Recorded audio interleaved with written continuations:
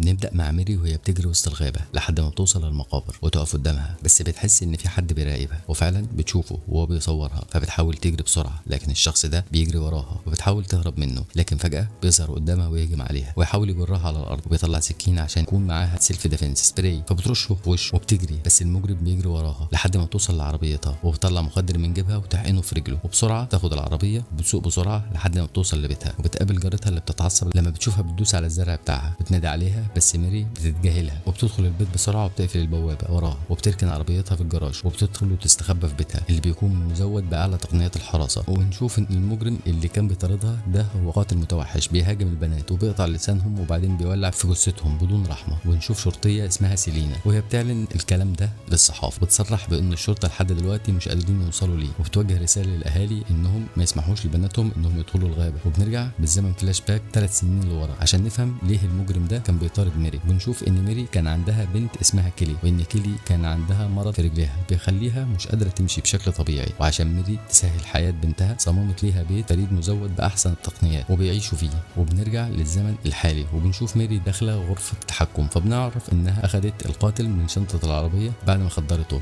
وبتبدأ تتفرج عليه بعد ما فاق، لما بيتلفت حواليه بيشوف انه مفيش غير باب واحد مفتوح، ولما بيدخل منه بيكتشف ان ده باب القبر، ولما بيدخل بيلاقي صور كل البنات اللي قتلهم واحرقهم متعلقة حواليه، فبيضحك باستهزاء وهو فاهم انه هيخرج من المكان ده بعد ما يكون خلص عليها بنفس الطريقة. تبدأ ميري تعرض ليه فيديوهات عن ضحاياه اللي قتلهم، فبيفتكر امه لما كانت بتزعق له وهو صغير، وبمجرد لما بيدخل بيلاقي قدامه صور 3 بنات من ضحاياه محطوطين جوه قفص حديد زي اللي كان حابسهم فيه قبل ما يقطع لسانهم بدم بارد ويحرقهم، واول ما القاتل ده بيلمس قفص منهم ايده بتتحرق، وبيشوف انها معلقه ليه مفتاح الاوضه اللي بعدها وعقد، بس اول ما بيشوف العقد ده بيفتكر ان امه كانت لابسه نفس العقد ده لما كانت بتزعله وتهزقه، فبيغضب جدا وبياخد العقد يلبسه، بياخد المفتاح عشان يفتح الاوضه اللي بعدها، بس بيعمل حاجه غريبه انه بيطلع جوانتي من جيبه وبيغطي بيه كاميرات المراقبه، وقتها بتقلق جدا وبتقرر انها تصعقه بالكهرباء وبتوقعه من على الحديد، وبتفتكر ميري كلام واحده من البنات لما كانت اخبار القاتل منتشره والكل مرعوب لما كانت بتقول انه في يوم من الايام هيظهر شخص يرجع حقهم، وبتقرر ميري انها تكون هي الشخص ده، وبتستغل ميري الوقت اللي هو فقد فيه الوعي، فبتقوم تولع بخور جنب الفازه اللي فيها رماد بنتها كيلي، وبتفتكر قد ايه كانت فرحه بنتها بالعربيه اللي جابتها لها هديه بمناسبه انها لقت دكتور كبير يعمل ليها عمليه عشان يعالج رجليها. في الوقت ده القاتل بيكون فاق من الاغماء وبيفتكر امه واهانتها ليه، وبيكون غضبان جدا لما بيكمل طريقه وبياخد الباب اللي بعده، بس بيتصدم لما بيلاقي فيه مواسير وحراره عاليه زي اللي كان حابس فيها 3 ضحايا تانيين، فبيرفض انه يدخلها، لكن ميري وقتها بتعلي حراره الاوضه اللي هو فيها لاقصى درجه عشان تجبره انه يدخل، فبيقرر القاتل انه يدخل للاوضه اللي بعديها، وهنا بيشوف انها كاتبه له فيها كاليفورنيا عشان تفكره بالضحايا اللي قتلهم هناك، ولما بيحاول يلمس الحديد بيلاقيه سخن جدا لدرجه انه بيحرق ايده، وبتبدا ميري تعرض ليه صور 3 بنات وبتفكره ازاي قطع عليهم لسانهم بكل وحشيه، ومفيش غير بنت واحده بس قدرت تهرب منه، بس للاسف بعد كام يوم لقوا جثتها متفحمه في الغابه. القاتل لما بيشوف صور البنات دي بيطلع لسانه لميري في الكاميرا علشان يبين ليها انه مش خايف، لكنها بتتعصب جدا وبتبدا تكلمه في المايك، بتحاول تستفزه عشان تعرف هو ليه مش بيتكلم ولا حتى بيدافع عن نفسه او يقول السبب اللي حوله لوحش قاتل للدرجه دي، لكنه بيستمر في استفزازها وهو بيفتكر اهانه امه ليه من تاني، وهنا بتعلي ميري درجه حراره الاوضه جدا وبتفتح له فتحه علشان يهرب منها، ومنها يدخل للمرحله اللي بعديها، لكن لما بتلاقيه واقف مكانه ومش عايز يتحرك بتشغل له الاضاءه عشان توري له تمثال محطوط جوه قفص ازاز، وبيكون هو نفس التمثال اللي موجود في قبر امه. بعديها بتعرض له صور ال3 بنات تانيين عذبهم وحرقهم، بس بتشوف انه استمتع جدا لما شاف صورهم، وده لانه افتكر شكلهم وهما بيموتوا قدامه. ساعتها بتغضب ميري منه جدا وبتطفي الانوار وبتبدا تطلع عليه نار من فتحات في الارض عشان تحرقه، لكنه بيتفادى النار وبيقف جنب الجدار علشان ما يتحرقش، وفجاه بيلمح لحد باب صغير تحت الترابيزه اللي عليها التمثال، فبيغطي نفسه بالجاكيت اللي كان لابسه وبيتفادى النار لحد ما بيوصل للباب ويدخل فيه، لكن لما بينزل بيكتشف انه اشبه بالقبر، وفي الوقت ده بتكون جارة ميري بتخبط على الباب عشان تقول لها ان في جوابات مهمه جات لها ولازم تشوفها، بس ميري بتطلب منها انها تسيبها وترجع لبيتها، لكن الجاره بتكون مصره انها تفتح، لدرجه ان ميري بتهددها انها هتبلغ الشرطه وتتهمها بالتعدي على الخصوصيه، فبتخاف الجاره وتسيب الجوابات وترجع لبيتها، وبتقوم ميري تقف قصاد صوره بنتها كيلي وبتفتكر اليوم اللي استغنت فيه كيلي عن العكاز بعد نجاح العمليه، وقررت انها تروح للكليه لوحدها، ورغم ان ميري كانت خايفه من مضاعفات العمليه اللي ان جوزها بيطمنها وبيقنعها انها تسيب البنت براحتها علشان ما تحسش انهم بيتحكموا فيها، بس للاسف من وقتها كيلي ما رجعتش رجعتش للبيت تاني لحد بالليل لما الشرطيه سيلينا بتتصل بميري وتبلغها انهم لقوا جثه بنتها كيلي في الغابه محروقه ولسانها مقطوع، فبتروح فورا. بس اول ما بتشوف جثه بنتها وهما بيشيلوها بتنهار وبتعيط بطريقه هستيريه على موت بنتها الوحيده، وبتحاول تشوفها لكن الشرطه بتمنعها، فبتاخدها الشرطيه اللي اسمها سيلينا بعد كده على المكتب وبتقول لها انهم اتاكدوا انها جثه كيلي من خلال تقرير الطب الشرعي. وقتها ميري بتبقى بتتألم وبتكون عندها رغبه شديده في الانتقام، خصوصا لما بتشوف باقي صور البنات اللي قتلهم المتوحش ده. في الوقت نفسه بنشوف المجرم وهو بيحاول يكسر الجدار لكنه بيفشل فشل ذريع وما بيقدرش غير انه يكسر منه حجر صغير، لكن بيكون عنده خطه للهرب، فبياخد الحجر وبيطلع من الفتحه وبيحاول يتفادى النار وبيحدف الحجر بكل قوته في الكاميرا وبالفعل بيكسرها وبيحاول يطلع من الفتحه اللي فوق الترابيزه لكنه بيتعلق ومش عارف لا يطلع ولا ينزل. وساعتها بتفتكر ميري كلامها مع سيلينا لما حكت لها عن القاتل وانه محترف في كل انواع صيانه البيوت من سباكه ونجاره وتهويه وبيكون دارس الموضوع مش هوايه. وبما ان ميري هي مهندسه معماريه فبتقرر تتحداه وتشوف انها عملت التصميم مخصوص لانها كانت متاكده انه هيحاول يهرب من الاوضه، وعلشان كده صممت الفتحه انه يتعلق فيها. ولما بتشوفه ميري وهو متعلق بتطلع امبول مخدر وبتخدره، وبتعرف ان المخدر ده اشتريته ميري من شخص عشان تخدره بيه. انها مع الوقت اللي كانت بتقابل الشخص ده عشان تاخد منه المخدر طلبت منه انه يقول لها على اسماء الناس اللي اشتروه منه، لكنه بيقول لها انه بيتعامل مع العملاء اللي بيشتروا منه عن طريق الارقام. وبنشوف ميري بعد ما ملت السرنجه بتاخدها وبتنزل بحذر شديد وهي خايفه جدا من مواجهه القاتل، لكنها بتقرر تكمل في طريقها وبتدخل الاوضه وهي ماسكه في ايدها سكينه والحقنه عشان تخدره بيها. لكن قبل ما تغرز الابره في رجله فجاه بينزل عليها ويوقعها على الارض وبيوقع منها السكينه وبياخد المخدر منها ويغرز الحقنه في رقبتها، لكنها بتكون عامله حسابها وبتطلع حقنه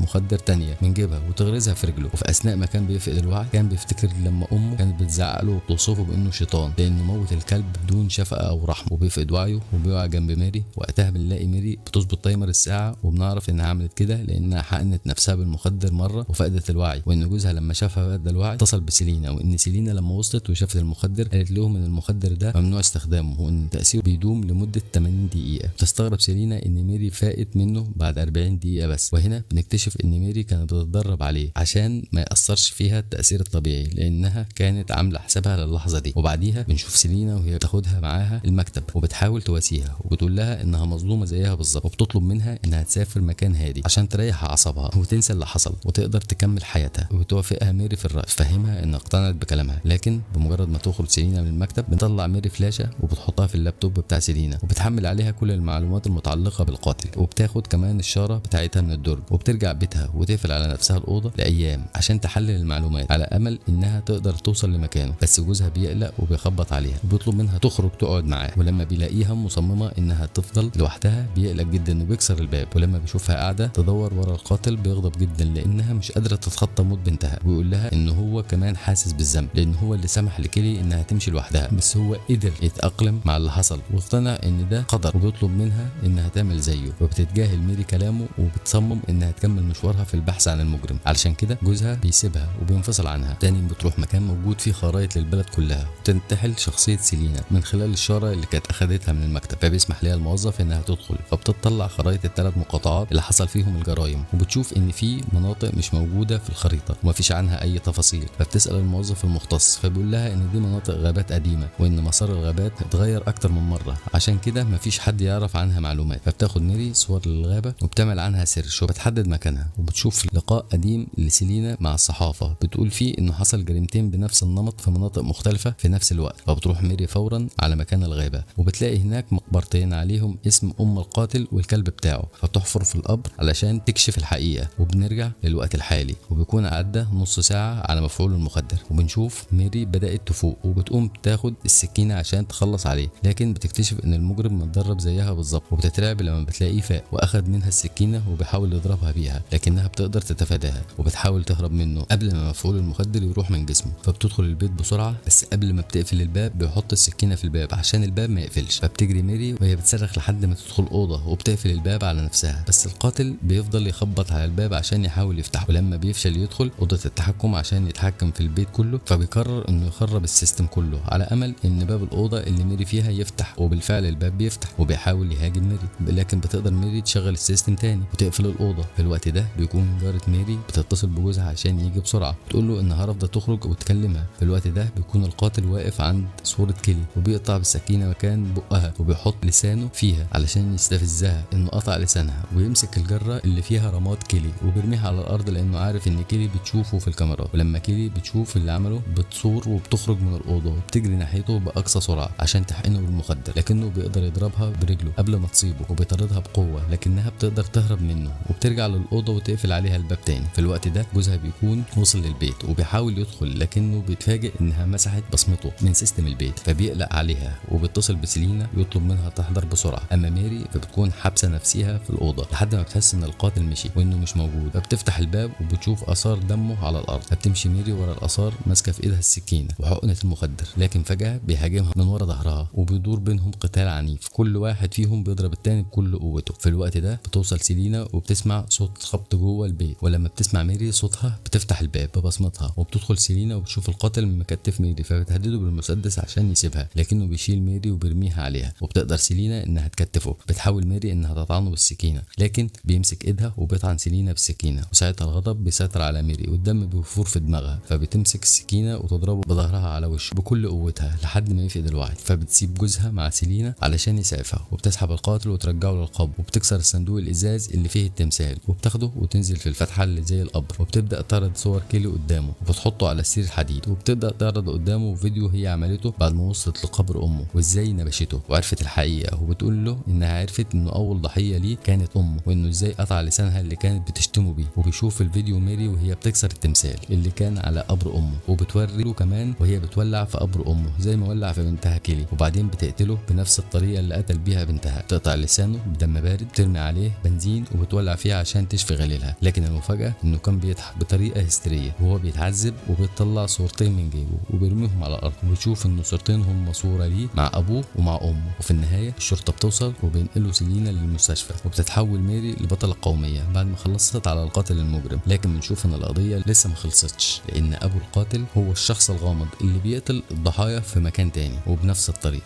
ومن هنا بتكون البدايه. لكن البدايه اللي ده وقتها فعلا انك تشترك على القناه.